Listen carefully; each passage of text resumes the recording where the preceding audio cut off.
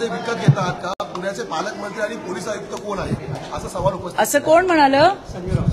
संजय राऊत, विश्व प्रवक्ते, सर्वज्ञानी. तुम्ही तर महिलांबद्दल न बोललेलंच बरं. आणि ज्या भाषा तुम्ही वापरली आहे त्याचा मी तीव्र शब्दामध्ये निषेध करते. लाडक्या बहिणींची अब्रू विकत घेतलीये का असं म्हणणारे तुम्ही, तुमच्या बुद्धीची मला कीव करावीशी वाटते. आणि तुम्ही तर बहिणीबद्दल किंवा या देशातल्या, राज्यातल्या सोडून द्या, देशातल्या कुठल्या महिलेबद्दल बोलायची तुमची लायकी नाहीये. मला एवढंच सांगायचंय की तुम्ही जी पाटकर आपली होती तिला ज्या पद्धतीने शिव्या दिल्या ना, त्या संजय राऊतजी सगळ्या महाराष्ट्राने ऐकलेल्या आहेत. कशा पद्धतीने ग म भ न ची तुमची सगळी बाराखडी तुम्ही त्या ठिकाणी ओकलीत हे महाराष्ट्राने ऐकलंय. आत्ताची ताजी घटना, तुमच्या सहकारी नीलमताई गोऱ्हे ज्या उपसभापती आहेत, मी म्हणते उपसभापती पण जाऊ द्या, पण एक महिला म्हणून जिनी वर्षानुवर्ष तुमच्यासोबत काम केलं, त्या महिलेबद्दल बोलताना सुद्धा तुमची जीभ अडखळली नाही.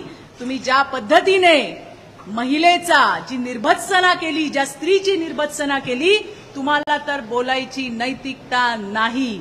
त्यामुळे तुम्ही तुमचं राजकारण दुसऱ्या ठिकाणी कुठे वळवलं तर जास्त बरं होईल.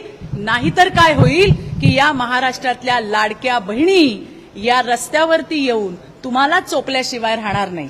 ज्यांना महिलांची अब्रू, ज्यांना महिलांची गरिमा, ज्यांना महिलांची अस्मिता समजत नाही, प्रत्येक वेळेला त्याच्यावरती राजकारण करण्याची ज्यांची भूमिका असते, महिला म्हणजे पायातली चप्पल जे समजतात त्या पद्धतीची वक्तव्य करतात, घाणेरड्या अश्लील शिव्या देतात, सहकार्याबद्दल वाटेल त्या थराला जाऊन बोलतात, त्या माणसाला या महिलांच्या विषयावर बोलायचा अधिकार नाही. ऐकलं का संजयजी राऊत?